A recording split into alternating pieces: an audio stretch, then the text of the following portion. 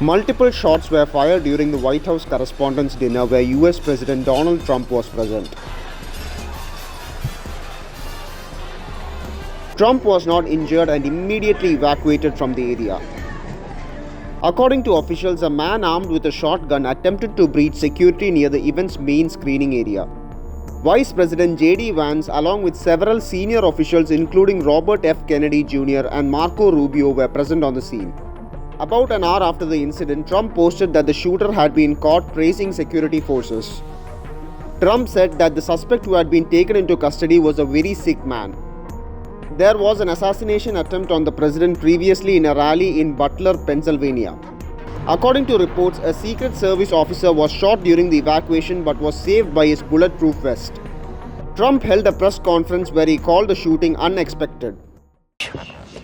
That was very unexpected, but incredibly acted upon by Secret Service and law enforcement. And this was an event dedicated to freedom of speech that was supposed to bring together members of both parties with members of the press.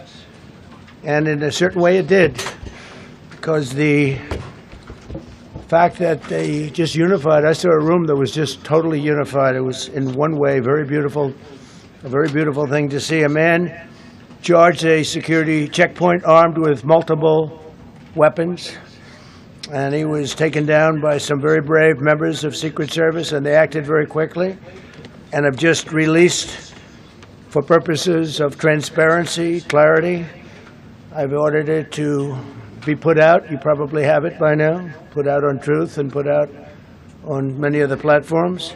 A tape showing the violence of this thug that attacked our Constitution, and also showing how quickly Secret Service and law enforcement acted on our country's behalf.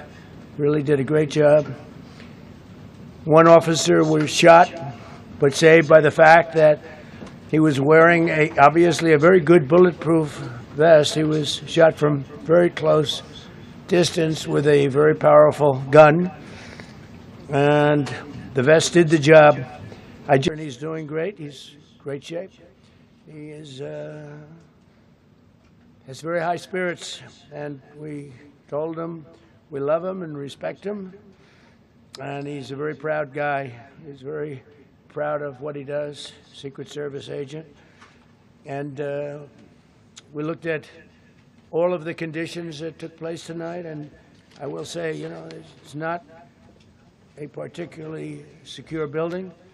We looked at all of the conditions that took place tonight, and I will say, it's not a particularly secure building. And I didn't want to say this, but this is why we have to have all of the attributes of what we're planning at the White House. It's actually a larger room, and it's much more secure. It's drone-proof, it's bulletproof glass. We need the ballroom. That's why Secret Service, that's why the military are demanding it. They've wanted the ballroom for 150 years for lots of different reasons, but today's a little bit different, because today we need levels of security that probably nobody's ever seen before.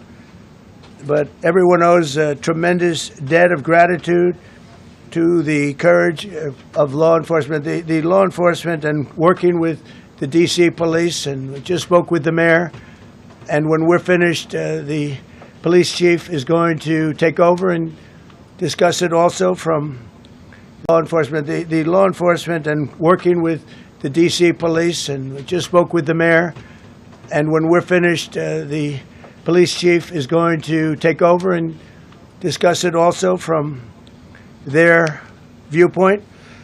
But they also performed exactly as they were supposed to, and you see the attacker in different positions, but you also see the attacker totally subdued and under control. So as you know, this is not the first time in the past couple of years that our republic has been attacked by a would-be assassin who sought to kill. In Butler, Pennsylvania, less than 2 years ago, all know that story, and in Palm Beach, Florida, a few months after that, we came close. We really had, again, we had some great work done by law enforcement. But in light of this evening's events, I ask that all Americans recommit with their hearts and resolving our difference peacefully. We have to resolve our differences. I will say, you had Republicans, Democrats, independents, conservatives, liberals, and progressives. Those words are interchangeable, perhaps, but maybe they're not. But yet everybody in that room, big crowd, record-setting crowd. There was a record-setting group of people, and there was a tremendous amount of love and coming together. I watched, and I was very, very impressed by that. But First Lady and I were taken very well care of, very quickly rushed off the stage.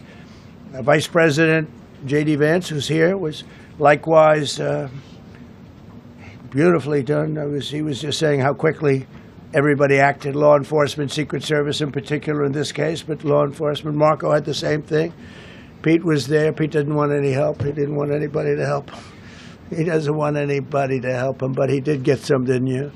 And I think you also said that it was very impressive. So with that, I'd like to ask Todd Blanche to come up, say a few. And I wonder, especially because unfortunately you have experience with these sorts of threats, in that moment when you realized there was a threat and service agents were telling us to get down, can you describe what was going through your mind, how you were feeling in that moment? That's a very good question, actually. It's always shocking when something like this happens. It's happened to me a little bit, and that never changes. The fact, we were sitting right next to each other, First Lady on my right, and I heard a noise and sort of thought it was a tray. I thought it was a tray going down. I've heard that many times, and it was a pretty loud noise. And it was from quite far away. He hadn't breached the area at all. They really got him. But so it was quite far away, but it was a gun. And some people really understood that pretty quickly. Other people didn't. I was watching to see what was happening. Probably should have gone down even faster. Melania was very cognizant, I think, of what happened. I think she knew immediately what happened. She was saying, "That's a bad noise." And we were whisked away along with other people, but we were really whisked away. And again, the performance of the Secret Service and the police, all of the law enforcement, I thought was really good. So it was very quick. There wasn't a lot of time to be thinking, because it was a matter of seconds before we were out the door and gone into an area. We very much, and you wanted to too, we very much wanted to continue it, because I don't like to let these sick people, these thugs, these horrible, horrible people, change the fabric of our life, change the course of what we do. So we held out. You were there. We held out right till the end, but they didn't want to take a chance, and I understand there was protocol. But we're going to be doing one hopefully within the next 30 days or sooner, and I am ready, willing, and able. And I was all set to really rip it. And I said to my people, this would be the most inappropriate speech ever made if I said one. So I'll have to save it. I don't know if I could ever be as rough as I was going to be tonight. I think I'm going to be probably very nice. I'll be very boring the next time, but we're going to have a great event. And you did a fantastic job. Thank you very much. Peter, go ahead. Thank you, President Trump. There's a report in the New York Post. President Trump, did the suspect say anything, or was he wearing anything that would allege some type of motive here? No. I mean, he was a guy who looked pretty evil when he was down. You know, they had him down. He was fighting hard. He was in my opinion, a sick person. Who would do that but a sick person? But I think you're going to find everything about him. No reason to talk about it now. But tomorrow at this time, long before this time, you're going to know a lot of things about him. They seem to think he was a lone wolf, and I feel that too. Are you concerned about U.S. Secret Service protection ability?